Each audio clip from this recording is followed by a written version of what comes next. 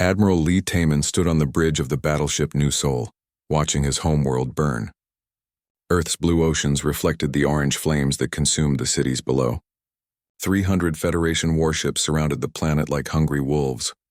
"Sir, the last evacuation ships are ready to jump," reported Captain Yoon from the communication station. His voice shook with barely controlled rage. Taman nodded slowly. 2 years ago, he had been shaking hands with alien ambassadors, believing humanity had found its place among the stars. Now those same aliens were destroying everything humans had built. The Federation had seemed so welcoming at first. When Dr. Park So-young's team discovered faster-than-light travel in 2387, the galaxy opened its arms to humanity. 847 different alien species lived together in peace, they said. There was room for one more. Humanity dove into space exploration with typical human energy. In just 15 years, they had colonized 23 star systems. Human cities sprouted on dead worlds. Human miners dug deep into asteroids. Human farmers grew crops on planets that had been barren for millions of years. The aliens watched with growing fear. Dr. Park So-young had been the first to notice something was wrong. As the chief scientist studying alien biology, she spent months on Federation worlds learning about their cultures. What she found made her blood run cold. "They're poisoning us," she had told Ambassador Kim Do-yeon during their secret meeting 6 months ago. "The plagues that hit our colonies weren't natural. I found the genetic markers. They were engineered." Do-yeon had refused to believe it at first. The Federation Council seemed so civilized, so peaceful. High Counselor Vexthara, the tall reptilian being who led the council, spoke constantly about harmony between species. But So-young had proof. DNA samples from the plague victims showed artificial modifications. The diseases were designed specifically to kill humans while leaving other species untouched. The Federation wasn't just watching humanity expand, they were actively trying to stop it. "Why?" Do-hyun had asked. "Because we scare them," So-young replied. "We adapt too fast. We grow too quickly. In 15 years, we've done what took most species centuries to accomplish. They think we'll take over the galaxy." The confrontation came sooner than expected. When Do-hyun presented the evidence to the Federation Council, Vexthara's reaction confirmed their worst fears. The alien leader didn't deny the charges. Instead, he called for an immediate vote. "The human species represents a clear and present danger to galactic stability," Vexthara announced to the assembled delegates. "Their aggressive expansion and rapid reproduction threaten the delicate balance we have maintained for millennia." The vote was swift and brutal. 731 species voted for human expulsion. Only 116 voted against it. Humanity had been in the galaxy for 17 years and it was over. "You have 30 days to evacuate all human settlements beyond the Sol system," Vexthara declared. "After that, any human presence in Federation space will be considered an act of war. 30 days to abandon everything they had built. 30 days to save 2.3 billion people scattered across dozens of worlds." Admiral Taman had commanded the evacuation. It was the hardest thing he had ever done. There weren't enough ships. There wasn't enough time. They had to leave everything behind. Homes, cities, entire civilizations built with human sweat and dreams. The worst part was the children. Human children born on distant worlds who had never seen Earth. They cried as they were loaded onto overcrowded transport ships, not understanding why they had to leave their homes. Some colonies refused to evacuate. The farmers on New Kansas said they would rather die than abandon their crops. The miners on Titan Station locked themselves in the asteroid mines and declared independence. The scientists on Research Station Alpha continued their experiments even as Federation ships surrounded them. Taman had to watch from space as Federation forces bombed them all. Now, standing on his bridge above burning Earth, he felt the weight of human extinction pressing down on him. The Federation wasn't content with just exiling them. They wanted to make sure humanity could never return. "Admiral," Captain Yoon called out, "the quantum barrier is activating." On the main screen, space itself began to shimmer.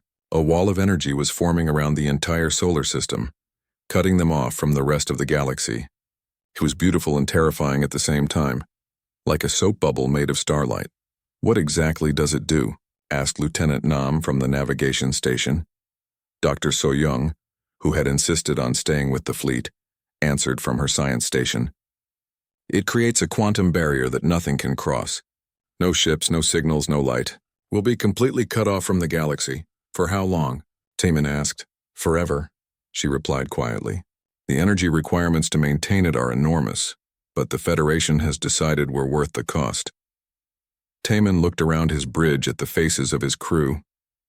These young officers had given up promising careers to help evacuate their species.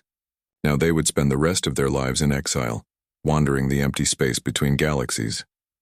Sir, Yoon reported. All evacuation fleets are reporting ready. 2.3 billion souls aboard 12,000 ships. And supplies? Food for 18 months. Raw materials for 2 years if we're careful. After that? Yoon shrugged. After that, they would have to find a way to survive in the cold emptiness between stars. No planets to colonize. No suns to power their ships. Just the frozen void and whatever resources they could find floating in the darkness. The barrier is almost complete, Dr. Soyoung announced. We have maybe 10 minutes before it seals. Taman took one last look at Earth. His grandmother had been born in Seoul. His grandfather had fought in the water wars to defend the city. His parents had met at the university there, studying the stars and dreaming of touching them someday. Now Seoul was a crater of melted glass. All ships, he announced over the fleet communication system. This is Admiral Taman. Today, the Federation has decided that humanity has no place in their galaxy. They believe they can destroy us, scatter us, make us disappear into history. He paused, letting his words reach every ship in the fleet. They are wrong. We are not ending today. We are beginning. Our ancestors survived ice ages and plagues and wars that should have destroyed them. We survived because we adapt. We survive because we never give up. We survive because we are human. The quantum barrier was almost complete now. Only a narrow gap remained, growing smaller by the second. Today we leave this galaxy behind. But we do not leave behind our humanity. We do not leave behind our hope. Someday, somehow, we will return, and when we do, they will learn what humanity truly means. The last gap in the barrier closed with a flash of light that lit up the entire solar system.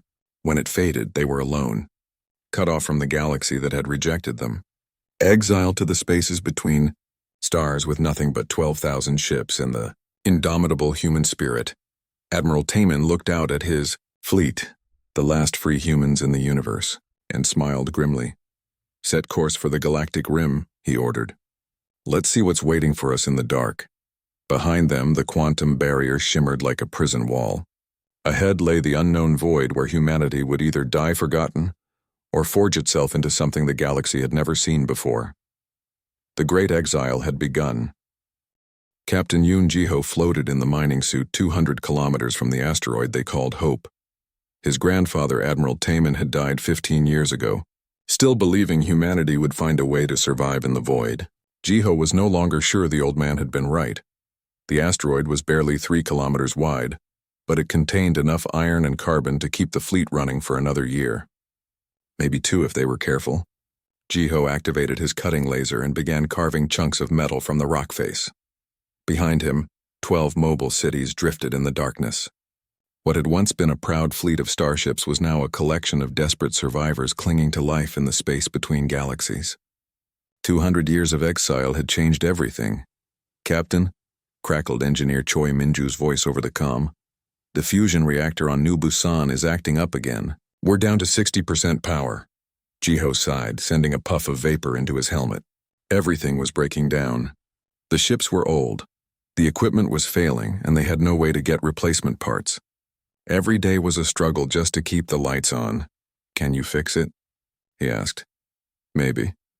I need those rare Earth elements from the asteroid core, the ones we've been saving for emergencies. This is an emergency, Ji-ho replied. Use them. It was always an emergency now. 2 centuries of rationing had turned every decision into a life or death choice. Use the rare metals to fix the reactor, or save them for the water recyclers when they inevitably failed. Repair the hydroponics bay or keep the ship's engines running. The early years had been the worst. The ration wars, they called them now, when the food started running low and different groups of survivors began hoarding supplies. Ji-ho's father had fought in those conflicts, trying to keep the fleet together when it seemed ready to tear itself apart. Thousands had died in those first 50 years. Not from alien weapons or cosmic disasters, but from hunger, cold, and human stupidity. The survivors had learned hard lessons about cooperation and sacrifice. President Han Kyung-soo had been the one to finally unite the scattered fleet. A politician from old Earth, he understood that humanity's greatest enemy in the void wasn't resource scarcity. It was despair. "We have a choice," Han had declared in his famous speech 90 years ago. "We can spend our remaining years fighting over scraps like animals, or we can use our time to become something greater. The Federation exiled us because they feared what we might become. Let's prove them right." That speech had saved the human race. Under Han's leadership, the survivors had reorganized themselves into a true civilization. The 12 largest ships became mobile cities, each specializing in different aspects of survival. New Seoul focused on government and law. New Tokyo handled manufacturing and engineering. New Mumbai managed food production and recycling. Dr. Lim Hyun-woo's research station was the most controversial of all. Jiho finished loading the asteroid samples and jetted back toward his ship. As he passed the research vessel Darwin, he could see the laboratory lights glowing through the viewports. Hyun-woo and his team worked day and night on their genetic modification projects. The older generation hated what Hyun-woo was doing. They called it unnatural, dangerous, and abandonment of human nature. But the younger survivors, the ones born in the void, saw it differently.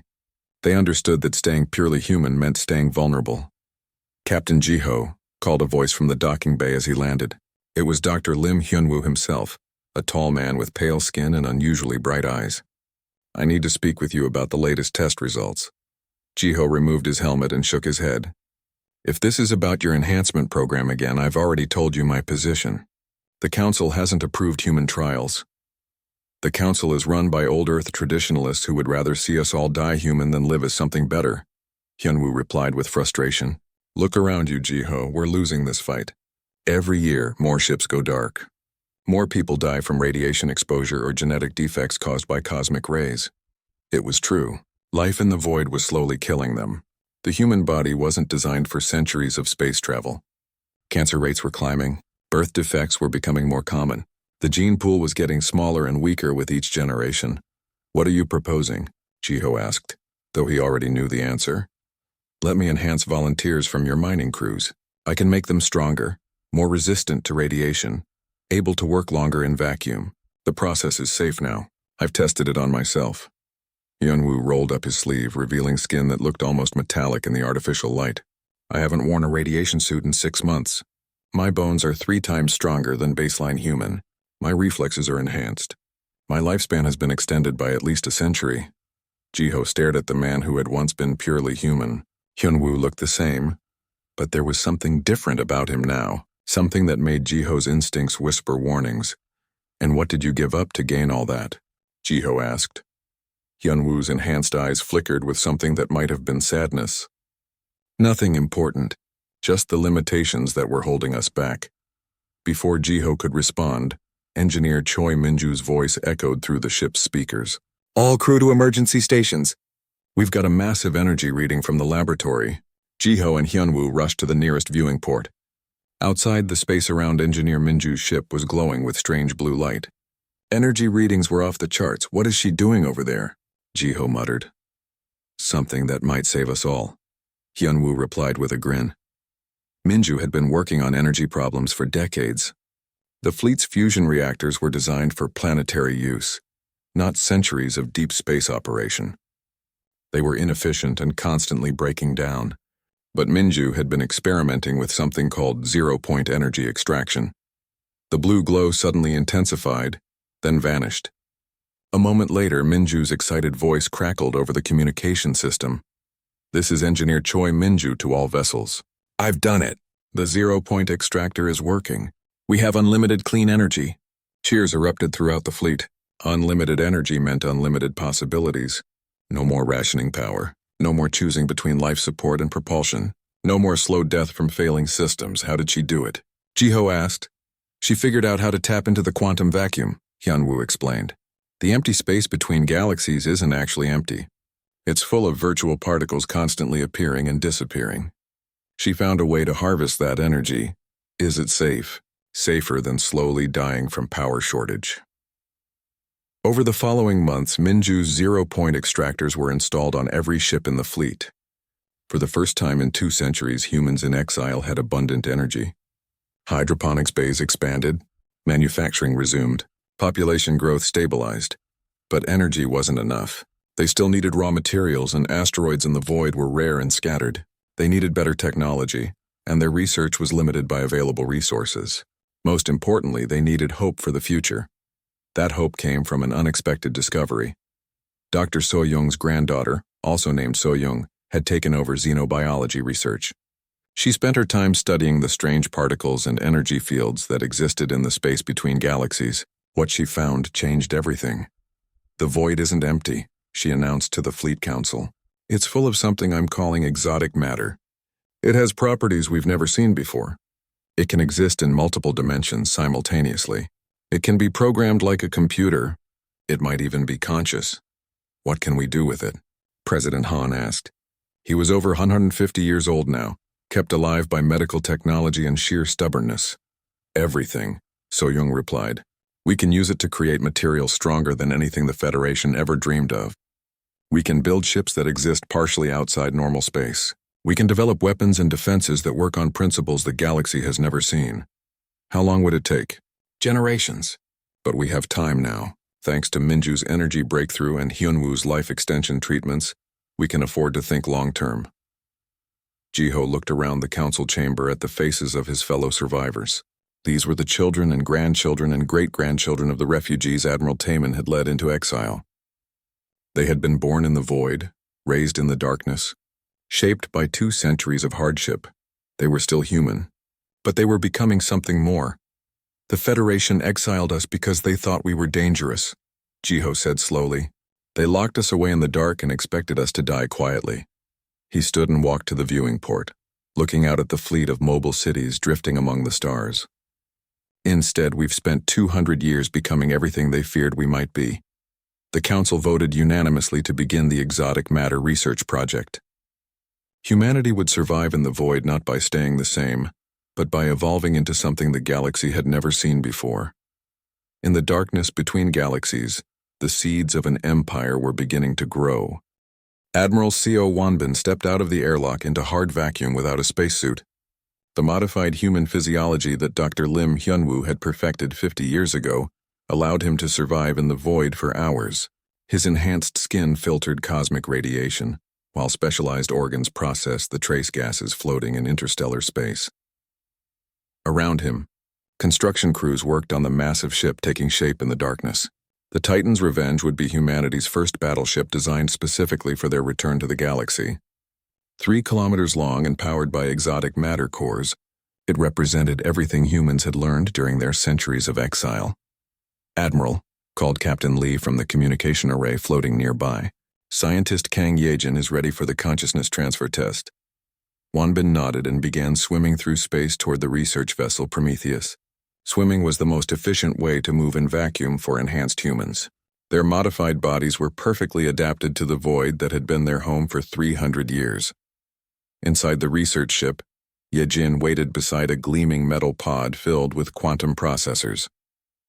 The consciousness transfer project had been her life's work, a way to free human minds from the limitations of biology. "Are you sure about this?" Wanbin asked. The technology was proven, but the implications were staggering. If humans could transfer their consciousness between bodies, death would become optional. "We've run thousands of simulations," Yejin replied. "The quantum mapping is perfect. Your consciousness will be copied exactly into the artificial body. You'll retain all memories, all personality traits, all emotional responses. And my original body will continue to exist. Think of it as having 2 versions of yourself. If one dies, the other survives. If we need you in multiple places at once, both can operate independently." Wanbin looked at the artificial body waiting in the second pod. It looked exactly like him, but was made of exotic matter that could phase in and out of normal space. An artificial human that could exist in multiple dimensions simultaneously. "General Bae Soon-ho thinks this technology will give us an unbeatable advantage," Yejin continued. "Imagine armies that can't really die. Commanders who can lead from the front lines without risk. Pilots who can merge with their ships and become something greater than human."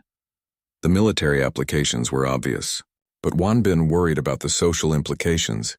What did it mean to be human if your consciousness could be copied and transferred? What happened to the concept of individual identity? The young ones don't share your concerns, Yejin said, reading his expression. The generation born in the void sees consciousness transfer as just another tool for survival. They're more worried about staying weak than staying human. She was right. The newest generation of void-born humans had perspectives their ancestors couldn't understand. They had been shaped by 3 centuries of exile, enhanced by genetic modification, and raised on stories of the galaxy that had rejected them. They didn't want to return as refugees seeking acceptance. They wanted to return as conquerors demanding respect. Chancellor O. Nayeon represented that viewpoint perfectly. At barely 30 years old, she commanded more political support than leaders twice her age. Her speeches about human destiny and galactic dominion drew massive crowds throughout the fleet. The Federation locked us away because they feared our potential, she had said in her most recent address. For 300 years, we've been proving them right. We've become everything they dreaded and more. When we return, they'll learn the difference between fearing humans and facing the empire we've built from their rejection. Wanbin admired her passion, but worried about her extremism. The plan to return to the galaxy was still being debated in the council. Some wanted to seek peaceful reintegration. Others demanded conquest and revenge.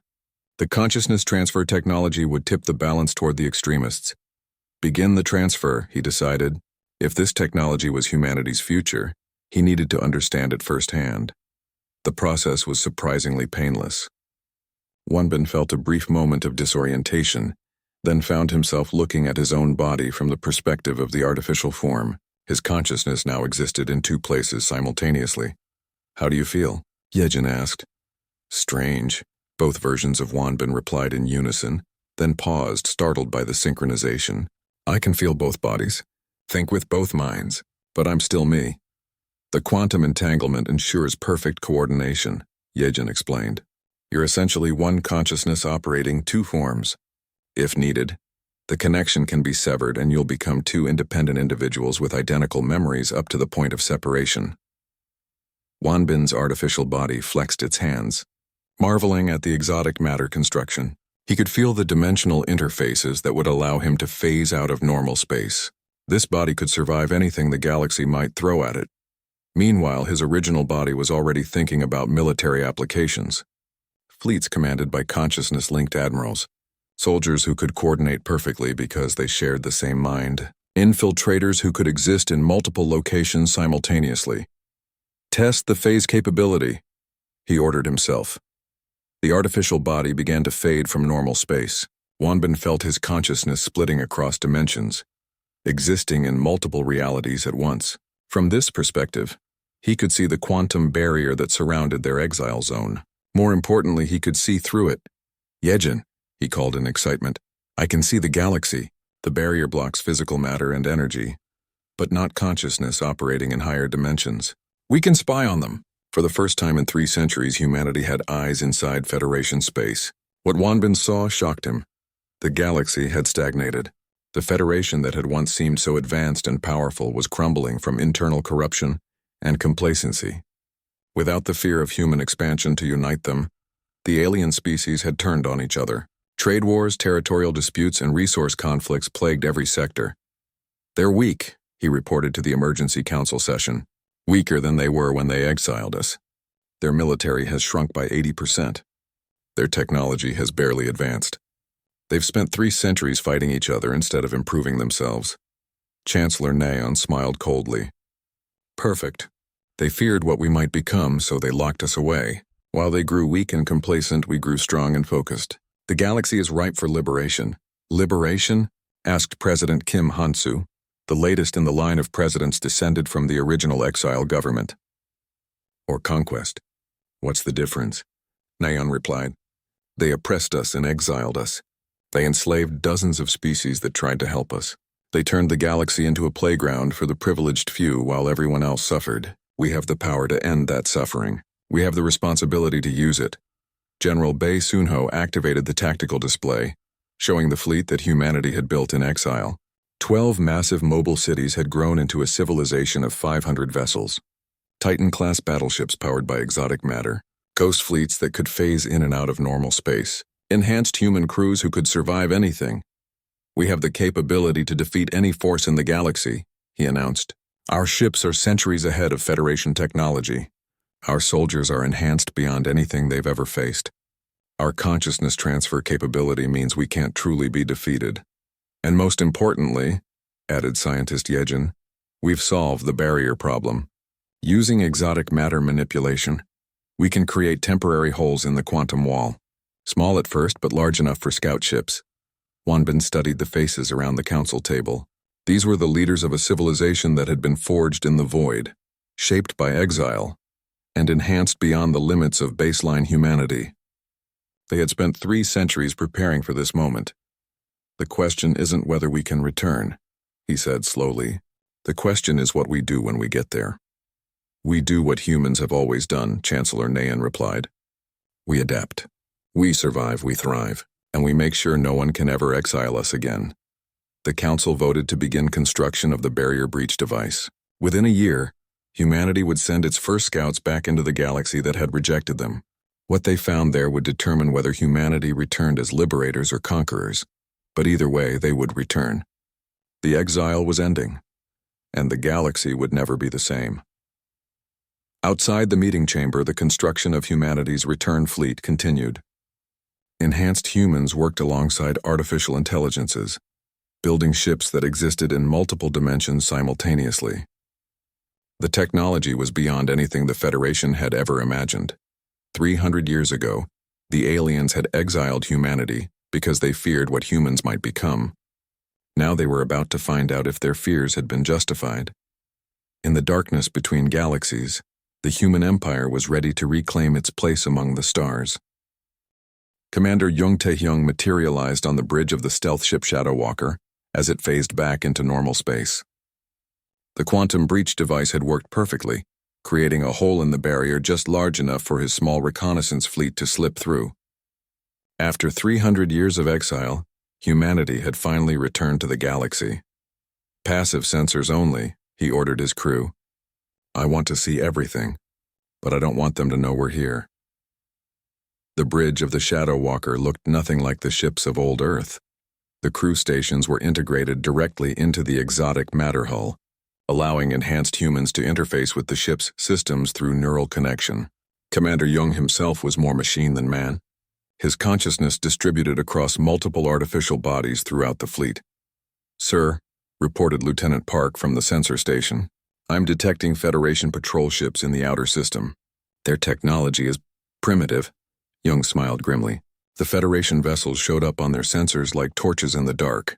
Their energy signatures were crude, their defensive systems laughable compared to what humanity had developed in exile. 3 centuries of stagnation had left the galaxy's former masters far behind. Set course for the inner planets, Jung ordered. I want to see what's become of the worlds that voted for our exile. The reconnaissance mission was the first phase of humanity's return. Fleet Admiral Park Minho had been clear about their objectives. Gather intelligence, assess Federation strength, and determine whether peaceful reintegration was possible. Jung suspected the Admiral already knew the answer to that last question. As they moved deeper into Federation space, the scope of the decay became obvious. Once mighty trading posts were now ghost stations. Planetary defenses that had seemed impregnable 3 centuries ago were rusted and unmanned. The galaxy that had once seemed so powerful and unified was falling apart.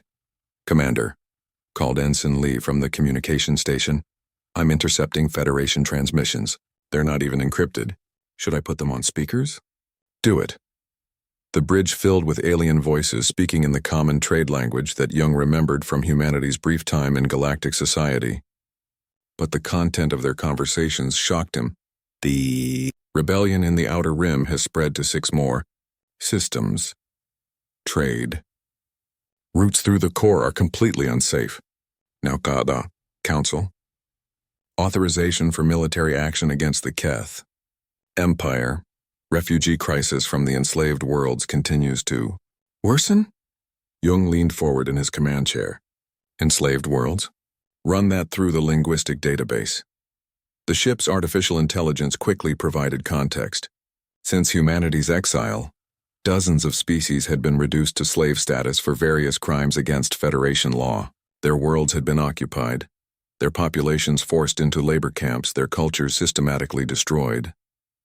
Many of these species voted against our exile, Jung realized. The Federation enslaved them as punishment for supporting us. The implications were staggering. The galaxy hadn't just stagnated since humanity's exile. It had become a tyrannical empire ruled by fear and oppression. The Federation Council that had once preached harmony between species had become a brutal dictatorship. "Sir," Lieutenant Park announced, "I'm detecting a Federation patrol approaching our position. They don't seem to have spotted us, but they're running an active sensor sweep." "Take us deeper into the shadow dimension," Jung ordered. "I want to follow them without being detected." The Shadow Walker phased partially out of normal space, becoming invisible to conventional sensors while maintaining the ability to observe. It was technology the Federation couldn't even comprehend, let alone defend against. The patrol ships led them to a mining operation on a barren moon. What Jung saw there made his enhanced blood boil with rage. Hundreds of alien workers, many from species he recognized as former Federation members, toiled in the mines under armed guard. They were thin, exhausted, clearly being worked to death. "Those are Zilari down there," Jung said, recognizing the blue-skinned humanoids from old diplomatic records. "Their homeworld voted against our exile. Now they're slaves." Agent Moonsun's voice crackled over the quantum communication link from her deep cover mission near the Federation capital. "Commander, you need to hear what I've discovered. The current Federation leadership isn't the same government that exiled us. There was a coup about 50 years after we left. The moderate voices were eliminated. What's ruling the galaxy now is a military dictatorship that makes our old enemies look reasonable." Jung wasn't surprised. Without the unifying threat of human expansion, the Federation had inevitably turned on itself. The strong had devoured the weak, just as humans had predicted they would. "What about resistance movements?" he asked. "Everywhere," Soon replied. "The enslaved worlds have underground networks.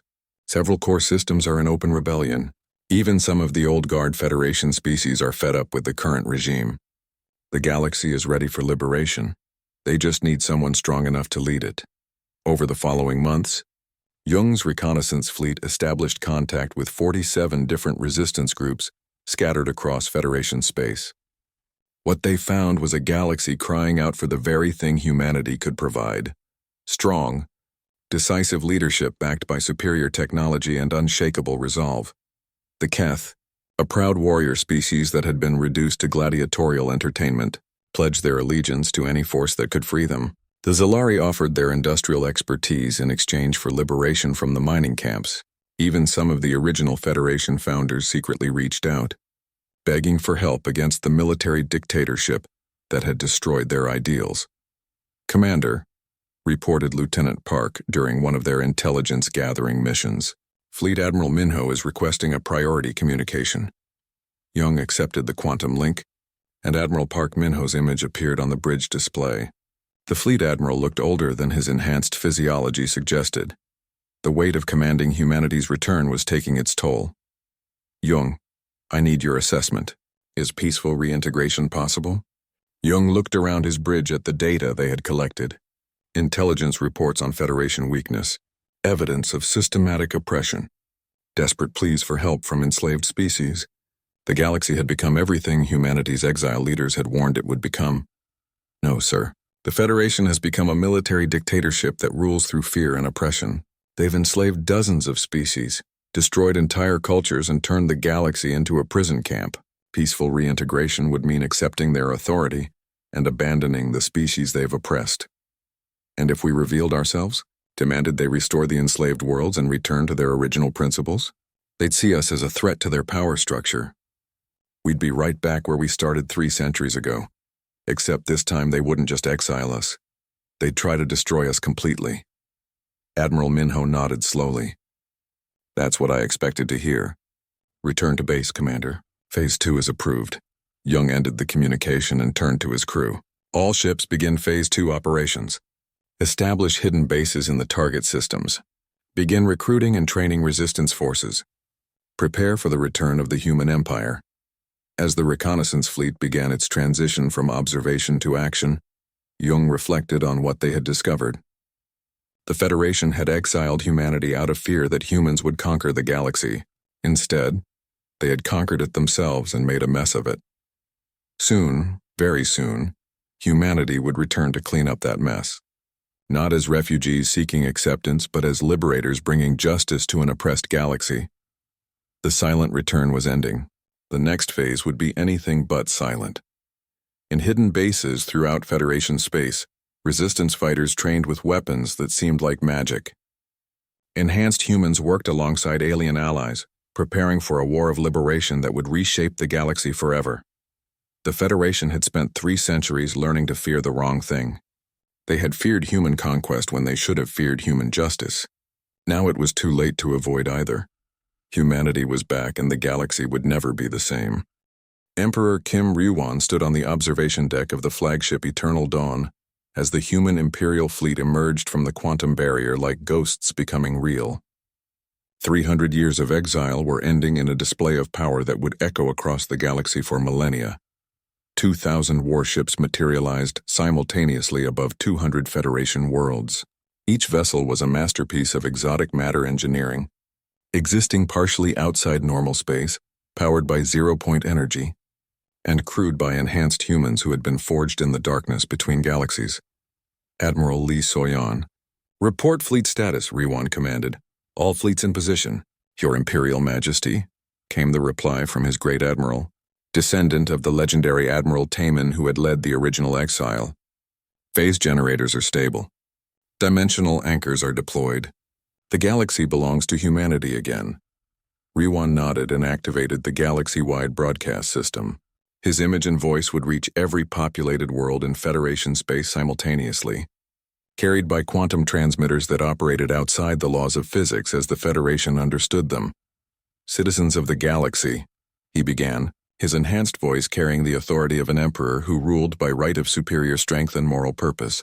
"I am Kim Ryuan, first emperor of the human galactic empire. 300 years ago, your leaders exiled my people from this galaxy out of fear. Today we return to collect what is owed." On the main viewer, he could see the Federation capital world below, the same planet where High Counselor Vexithara had pronounced humanity's exile sentence 3 centuries ago. The ancient reptilian leader was long dead, but his successors would answer for his crimes. "You feared that humanity would conquer your galaxy." Ryuan continued his broadcast.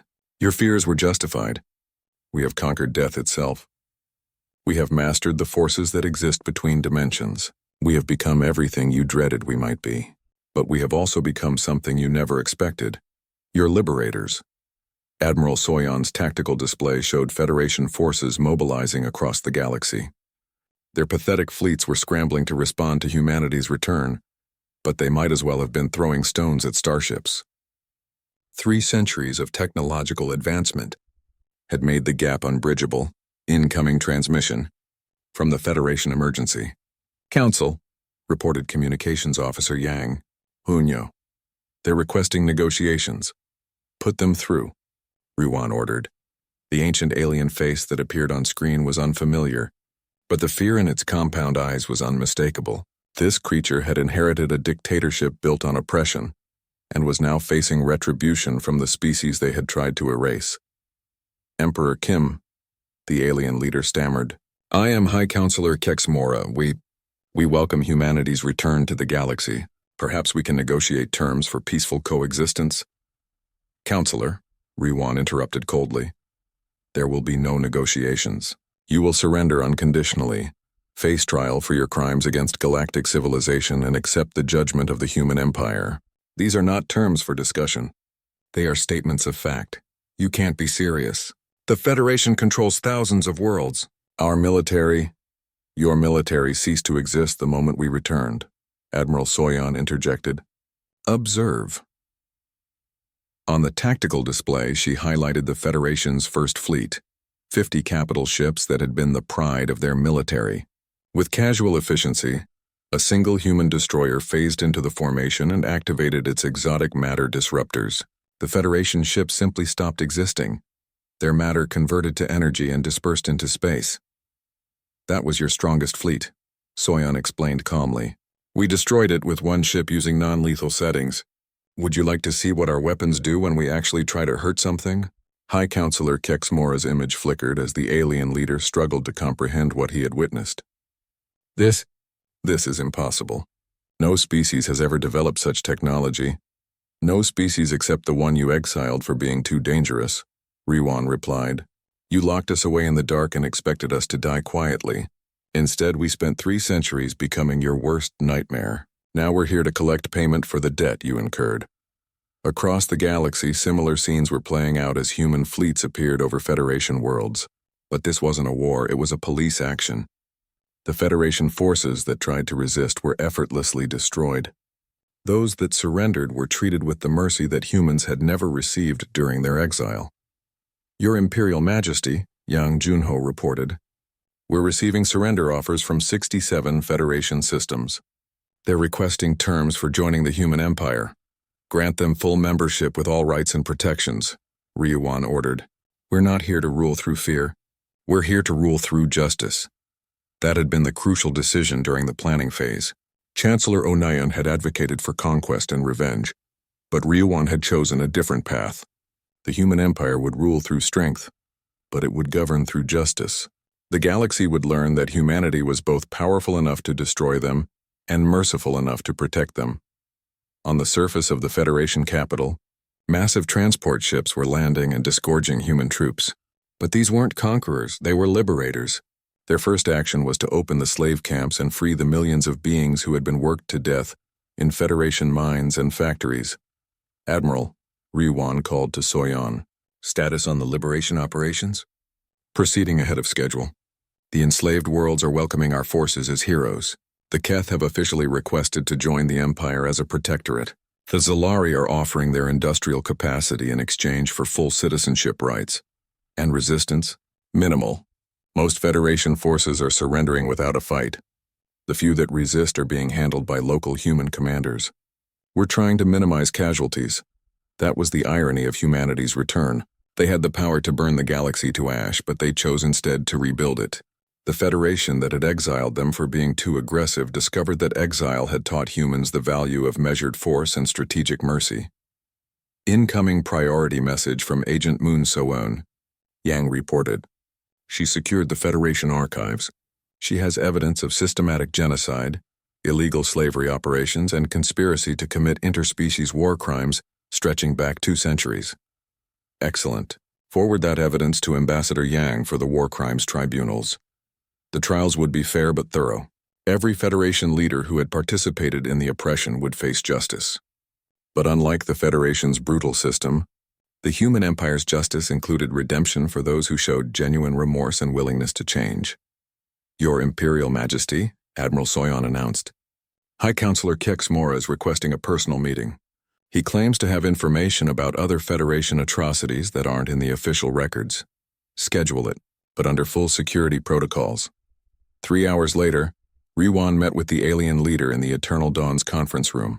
Kex Mora looked smaller and more frail than he had on the view screen, his compound eyes darting nervously around the chamber. Emperor Kim, the alien began, I want you to know that I never supported the exile decision. I was just a junior counselor then. When I came to power, the system was already corrupted beyond recognition. Yet you continued the oppression, Ryuan observed. I tried to reform it from within, but the military faction was too strong. They threatened to depose me if I tried to free the enslaved worlds or restore democratic governance. Ryuan studied the alien carefully. His enhanced senses could detect micro-expressions and stress indicators that revealed emotional truth. Kex Mora was genuinely terrified, but he was also telling the truth about his attempts at reform. What information do you have for me? Ryuan asked. There are other species, hidden away in secret facilities. The Federation has been experimenting on them, trying to develop biological weapons and genetic modifications. They're suffering horrors that make the slave camps look merciful. Ryuan's expression hardened. Where? Over the next several days, human forces liberated a dozen hidden research facilities scattered throughout Federation space. What they found there justified every action humanity had taken. Alien species tortured for centuries in the name of scientific advancement. Biological weapons designed to target specific genetic markers. Experiments in mind control and forced evolution. The galaxy watched in shock as the evidence was broadcast openly. The Federation they had known was revealed as a monstrous dictatorship that made the old Earth dictatorships look benevolent by comparison. Citizens of the galaxy, Ryuan announced in his final broadcast as the conquest phase ended, the Federation is dissolved. In its place we offer you the human galactic empire, not as subjects but as citizens, not as slaves but as equals. We offer you protection from oppression, justice for the wronged, and the chance to build something better together. The response was overwhelming. Entire star systems requested immediate admission to the empire. Species that had been oppressed for centuries offered their loyalty to the humans who had freed them. Even some former Federation leaders publicly denounced their old government and pledged allegiance to human leadership.